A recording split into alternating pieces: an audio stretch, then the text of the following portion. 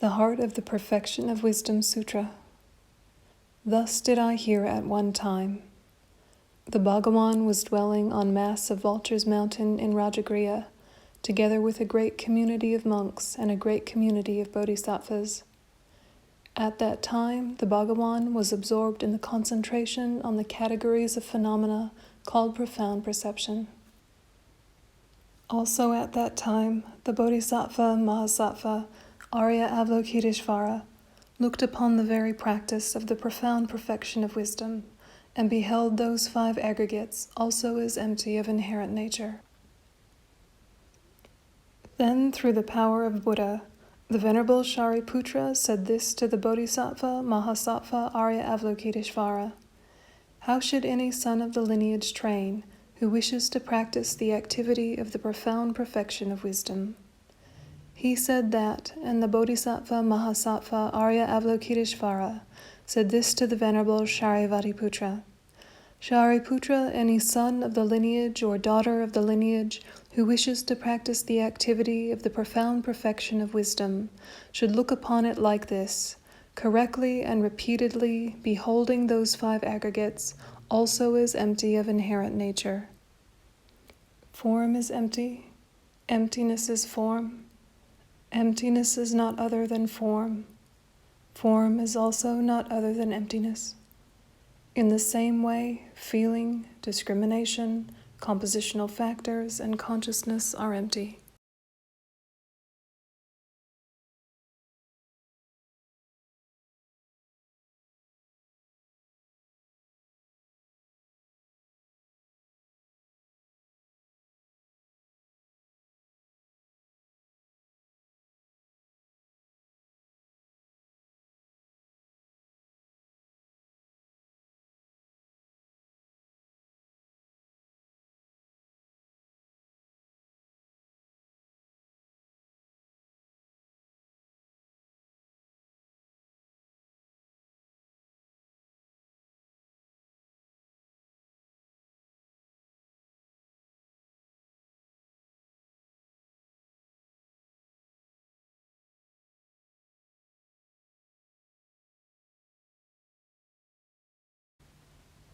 From Geshe Lama Konchog.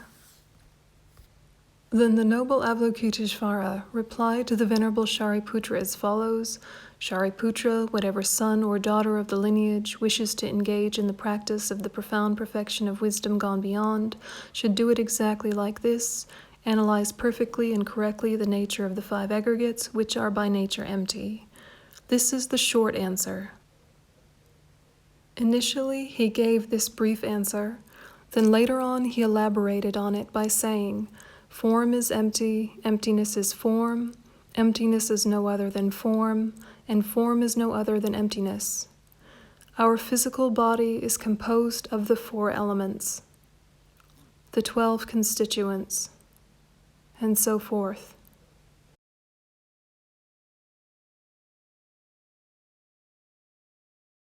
And due to the aggregation of all these elements, we are able to label this body physical.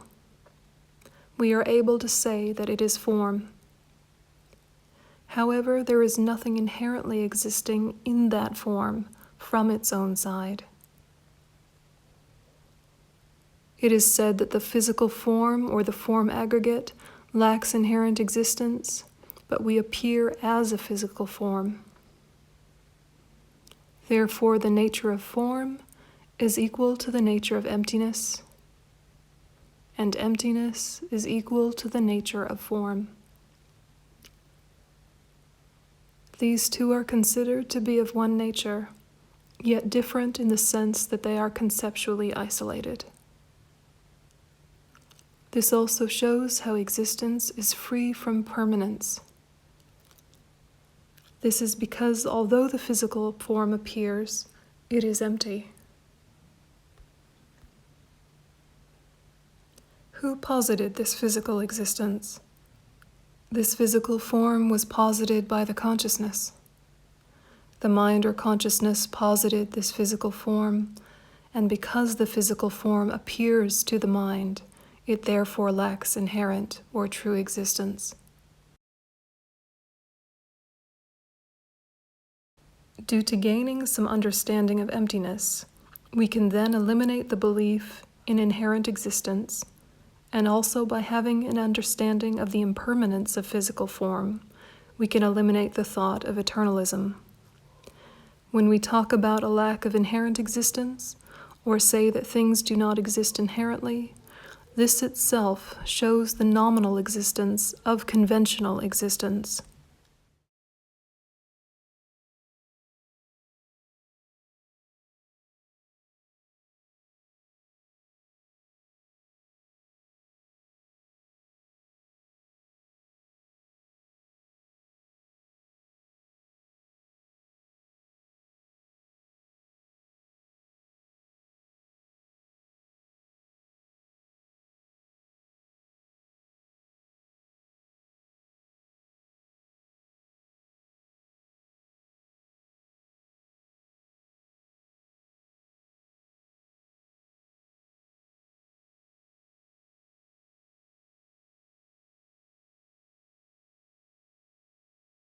From Lama Zopa Rinpoche, the way in which form is empty and emptiness is form.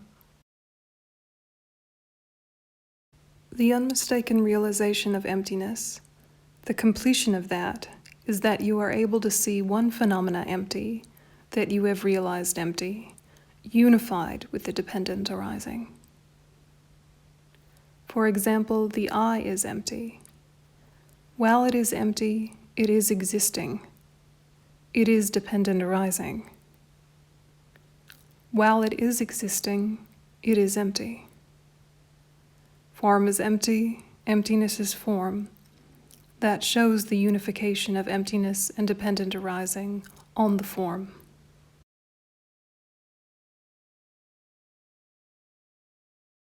What is form? Form is merely imputed by the mind. So the form which appears not merely labeled by the mind, from its own side, it is not merely labeled by the mind. That one is totally empty, non-existent there. It is totally empty, non-existent there.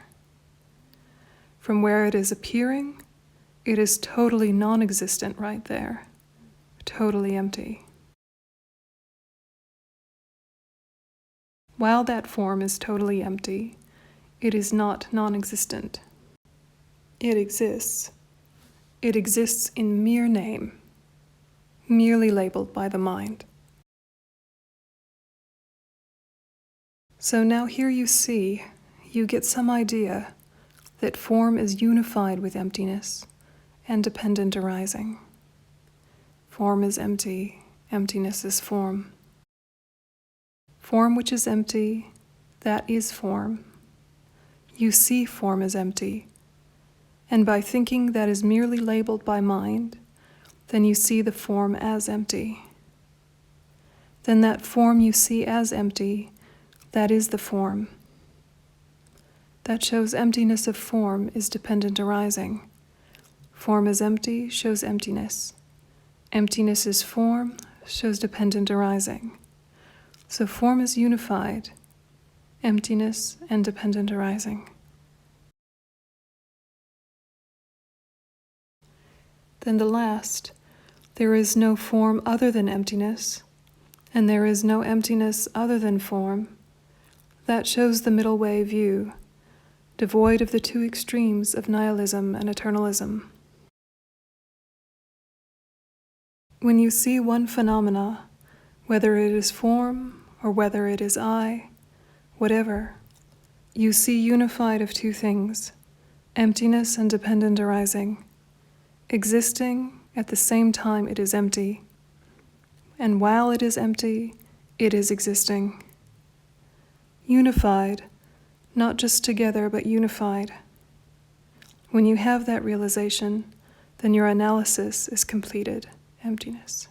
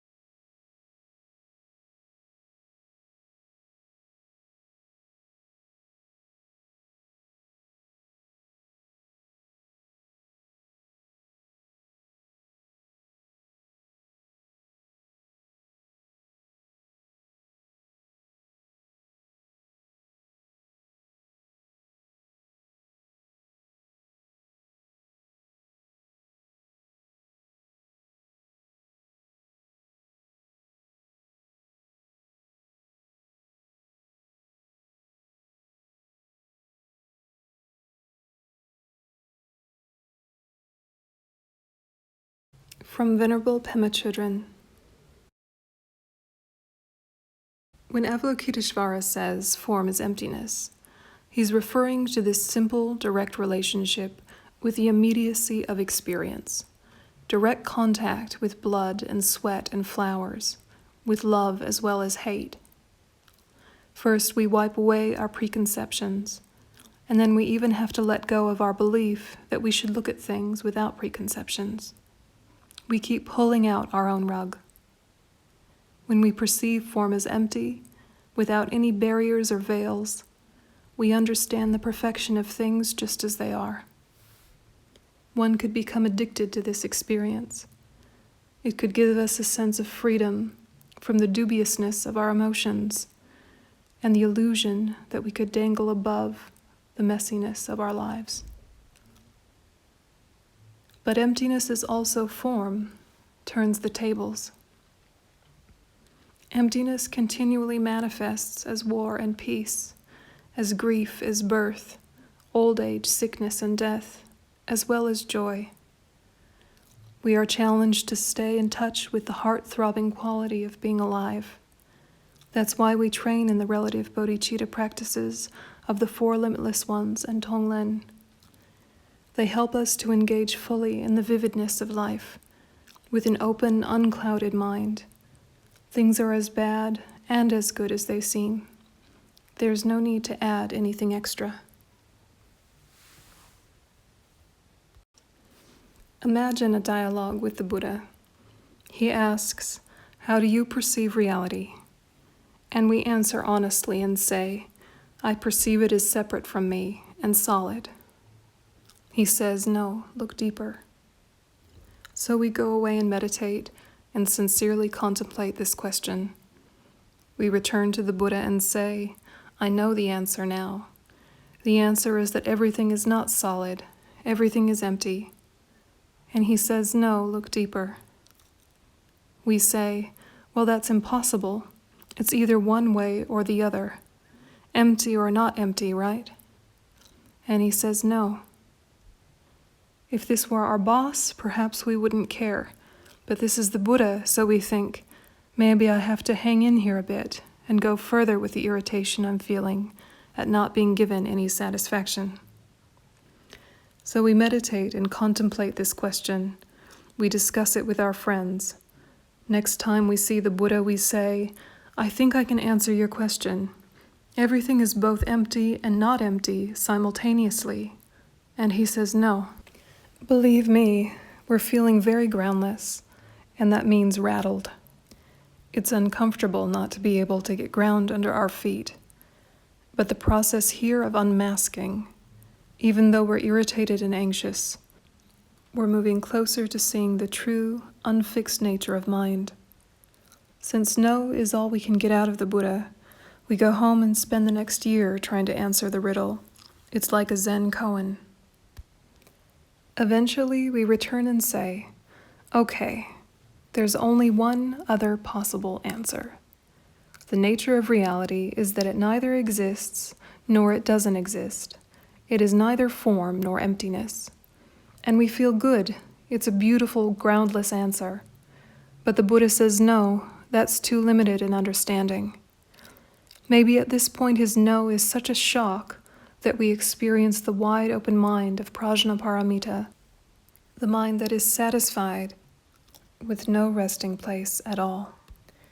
After Avalokitesvara told Shariputra that form is emptiness, emptiness is also form, he went even further, pointing out that there is nothing, not even the Buddha's teachings, to hold on to.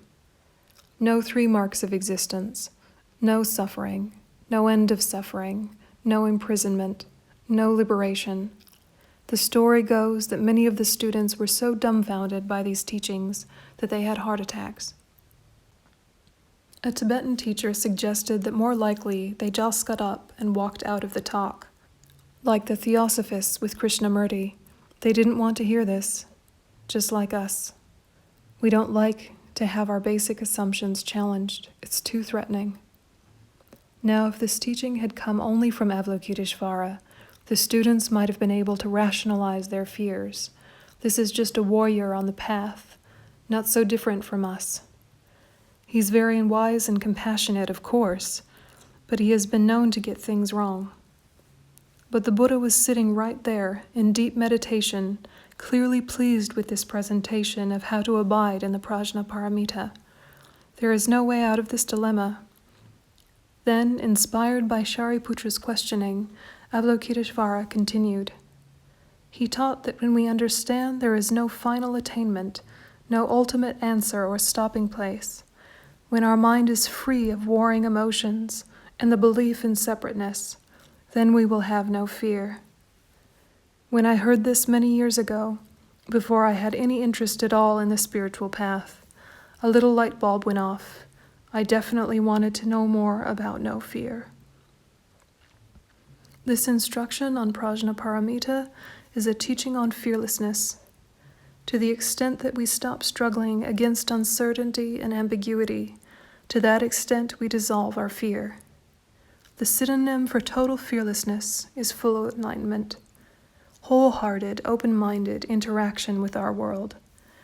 Meanwhile, we train in patiently moving in that direction. By learning to relax with groundlessness, we gradually connect to the mind that knows no fear. Then Avalokitesvara proclaimed the pith of the Prajnaparamita, the essence of the rug-pulling out experience, the essence of the fearless, open state of mind. It came in the form of a mantra, Om Gate Gate Paragate Parasamgate Bodhisoha. Just as a seed contains the tree, this mantra contains the entire teachings on abiding in Prajnaparamita, abiding in the fearless state. Trungpa Rinpoche's translation is, Om, gone, gone, gone beyond, gone completely beyond, awake, so be it. This is a description of a process, a journey, of always stepping out further and further. We could also say, Om, groundlessness, groundlessness, more groundlessness, even beyond groundlessness, fully awake, so be it. No matter where we are on the Bodhisattva path, whether we are just beginning or we've practiced for years, we're always stepping further into groundlessness. Enlightenment is not the end of anything. Enlightenment, being completely awake, is just the beginning of fully entering into what we know not what. When the great Bodhisattva finished teaching, the Buddha came out of his meditation and said, Good, good, you expressed it perfectly, Avalokitesvara. And those in the audience who hadn't walked out or died from heart attacks rejoiced. They rejoiced at hearing this teaching on stepping beyond fear.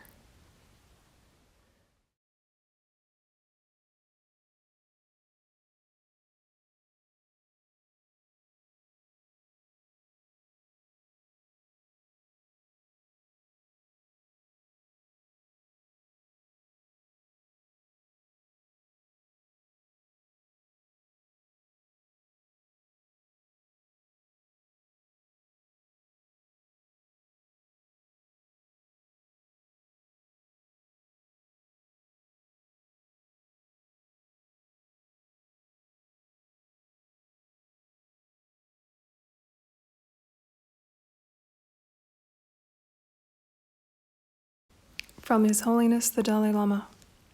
Understanding the Two Truths. In the Heart Sutra we read, They should perfectly see that even the five aggregates are empty of intrinsic existence. Form is emptiness, emptiness is form, emptiness is not other than form too is not other than emptiness. This passage presents Avalokitesvara's summary response to Shariputra's question about how to practice the perfection of wisdom. The phrase empty of intrinsic existence is Avalokitesvara's reference to the subtlest, highest understanding of emptiness, the absence of intrinsic existence. Avalokitesvara elaborates his answer, which begins with the following lines, Form is emptiness, emptiness is form, emptiness is not other than form too is not other than emptiness. It's important for us to avoid the misapprehension that emptiness is an absolute reality or an independent truth. Emptiness must be understood as the true nature of things and events. Thus we read, form is emptiness, emptiness is form, emptiness is not other than form too is not other than emptiness. This does not refer to some kind of great emptiness out there somewhere, but to the emptiness of a specific phenomena, in this case, form or matter. The statement that, apart from form, there is no emptiness, suggests that the emptiness of form is nothing other than the form's ultimate nature. Form lacks intrinsic or independent existence, thus its nature is emptiness. This nature, emptiness, is not independent of form, but rather is a characteristic of form. Emptiness is form's mode of being. We must understand form and its emptiness in unity. They are not two independent realities.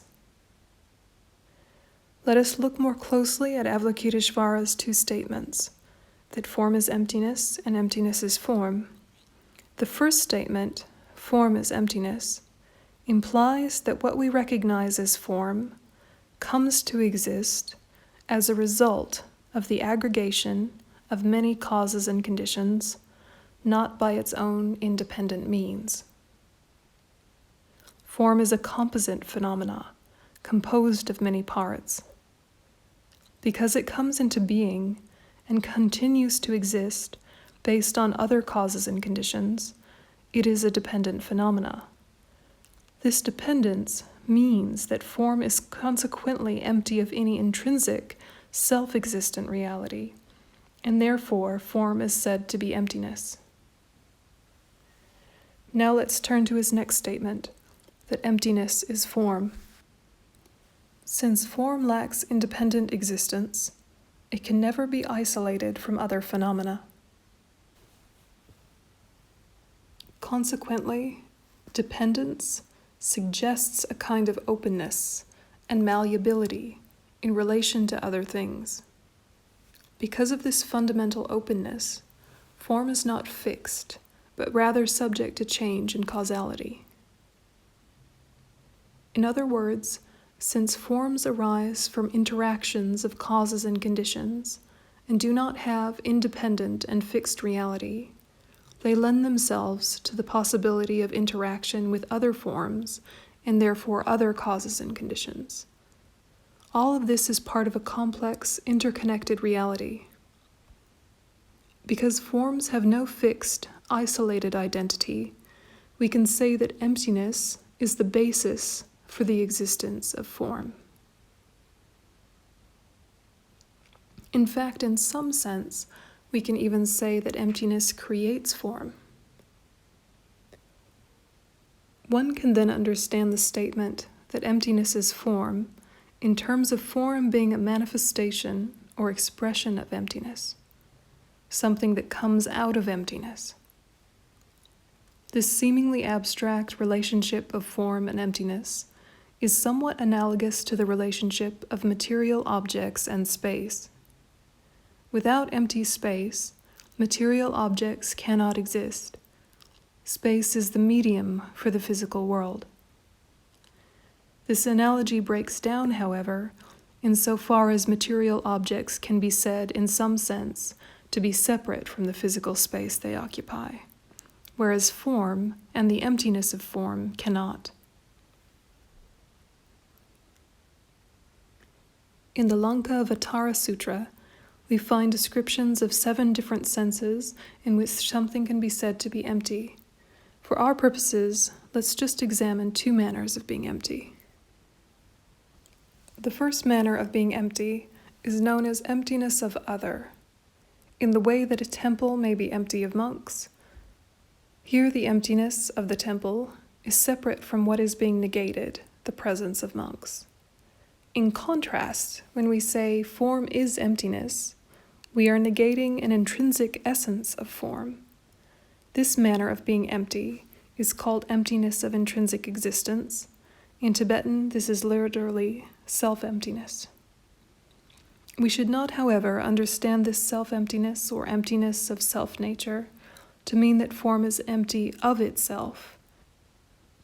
This would be tantamount to denying the reality of form, which, as I have been repeatedly emphasizing, these teachings do not do. Form is form. The reality of form being form is not being rejected. Only the independent and thus intrinsic existence of that reality is rejected. Thus, the fact that form is form does not contradict in any way the fact that form is emptiness. This is a crucial point and is worth reiteration. Emptiness does not imply non-existence. Emptiness implies the emptiness of intrinsic existence, which necessarily implies dependent origination. Dependence and interdependence is the nature of all things, and events come into being only as a result of causes and conditions. Emptiness makes the law of cause and effect possible. We can express all of this in yet another way as the following chain of reasoning. All things originate dependently. Because all things originate dependently, one can observe cause and effect. Cause and effect are only possible in a world that is dependently originated, and dependent origination is only possible in a world that is devoid of intrinsic existence, which is to say, in a world that is empty. Therefore, we can say that emptiness is form, which is another way of saying that form arises from emptiness. And emptiness is the basis that allows the dependent origination of form. Thus, the world of form is a manifestation of emptiness. It is important to clarify that we are not speaking of emptiness as some kind of absolute stratum of reality, akin to, say, the Indian concept of Brahman, which is conceived to be an underlying absolute reality from which the illusory world of multiplicity emerges. Emptiness is not a core reality, lying somehow at the heart of the universe, from which the diversity of phenomena arise. Emptiness can only be conceived of in relation to individual things and events. For example, when we speak of the emptiness of a form, we are talking about the ultimate reality of that form, the fact that it is devoid of intrinsic existence. That emptiness is the ultimate nature of that form. Emptiness exists only as a quality of a particular phenomena. Emptiness does not exist separately and independently of a particular phenomena. Furthermore, since emptiness can only be understood as ultimate reality in relation to individual phenomena, individual things, and events, when an individual phenomena ceases to exist, the emptiness of that phenomena will also cease to exist. So although emptiness is not itself the product of causes and conditions, when a basis for identifying emptiness no longer exists, that emptiness of that thing also ceases to exist. The line, emptiness is not other than form, form too is not other than emptiness, indicates the necessity of understanding the Buddha's teachings on the two truths. The first of these two truths is the truth of everyday convention, while the second, ultimate truth, is the truth arrived at through analysis into the ultimate mode of being of things. Nagarjuna makes reference to this in Fundamentals of the Middle Way. The teachings revealed by the Buddhas are done so in terms of the two truths, the conventional truth of the world and the ultimate truth. We perceive conventional truth, that is, the relative world in all its diversity, through our everyday use of mind and our sense faculties. However, it is only through penetrating analysis that we are able to perceive ultimate truth, the true nature of things and events. To perceive this is to perceive the suchness of phenomena, their ultimate mode of being, which is the ultimate truth about the nature of reality.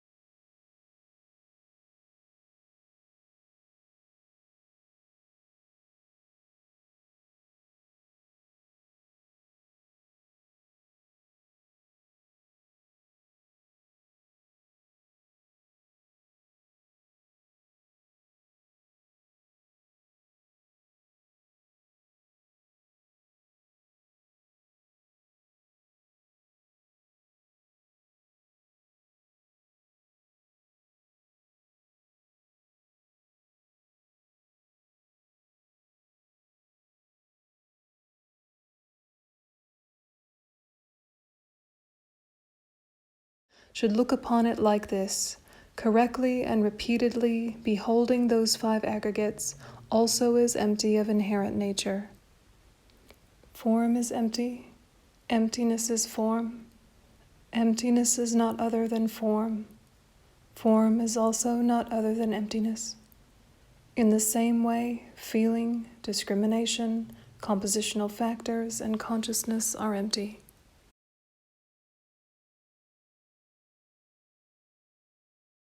Shariputra, likewise, all phenomena are emptiness, without characteristic, unproduced, unceased, stainless, not without stain, not deficient, not fulfilled. Shariputra, therefore in emptiness there is no form, no feeling, no discrimination, no compositional factors, no consciousness, no eye, no ear, no nose, no tongue, no body, no mind. No visual form, no sound, no odor, no taste, no object of touch, and no phenomena. There is no I element, and so on, up to and including no mind element, and no mental consciousness element. There is no ignorance, no extinction of ignorance, and so on, up to and including no aging and death, and no extinction of aging and death. Similarly, there is no suffering, origination, cessation, and path. There is no exalted wisdom, no attainment, and also no non-attainment. Shariputra, therefore, because there is no attainment, bodhisattvas rely on and dwell in the perfection of wisdom, the mind without obscuration and without fear. Having completely passed beyond error, they reach the end point of nirvana. All the Buddhas who dwell in the 3 times also manifestly, completely awaken to unsurpassable, perfect, complete enlightenment in reliance on the perfection of wisdom. Therefore, the mantra of the perfection of wisdom, the mantra of great knowledge, the unsurpassed mantra, the mantra equal to the unequaled, the mantra that thoroughly pacifies all suffering, should be known as truth, since it is not false. The mantra of the perfection of wisdom is declared.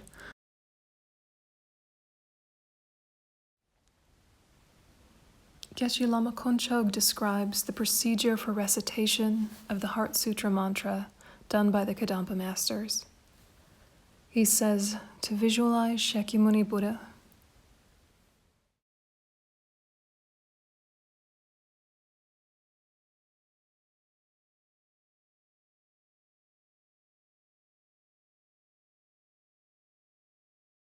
At his heart is the wisdom mother, Prajnaparamita.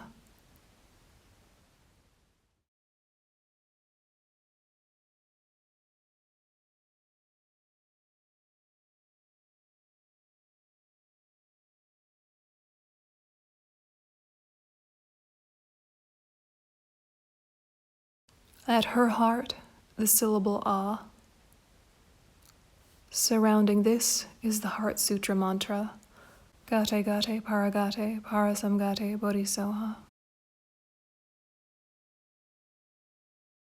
Stabilize the visualization or the impression of these. While reciting the mantra, infinite light emanates from the mantra. And with that light, imagine oneself and all other sentient beings gaining a realization of emptiness.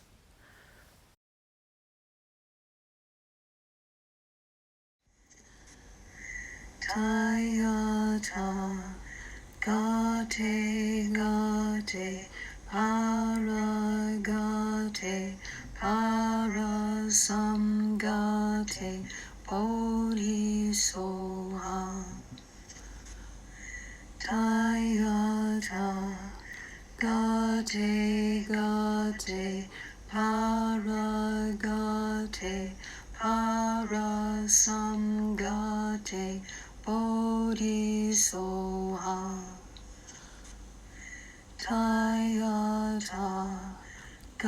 Gate, Gate, Paragate,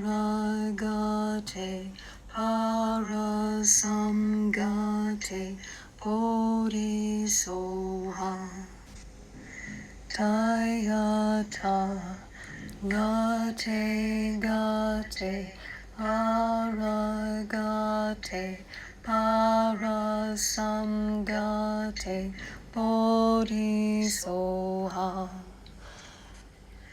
Tayata, Gate, Gate, Paragate, Parasamgate, Bodhisoha. Tayata, Gate, Gate, Paragate, Parasamgate, Bodhisoha. Tayata, Gate, Gate, Paragate, Parasamgate, Bodhisoha.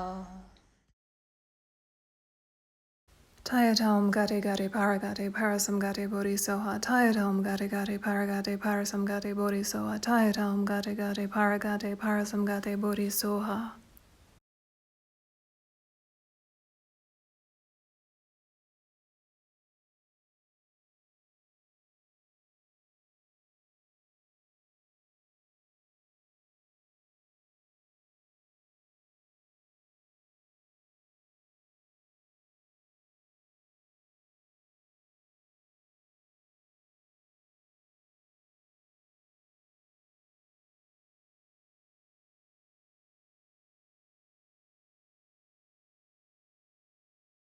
Tayata Om Gate Gate Paragate Parasamgate Bodhisoha. The mantra dissolves and absorbs into Prajnaparamita. Prajnaparamita dissolves and absorbs into Shakyamuni Buddha. Shakyamuni Buddha dissolves and absorbs into you, blessing your body, speech, and mind.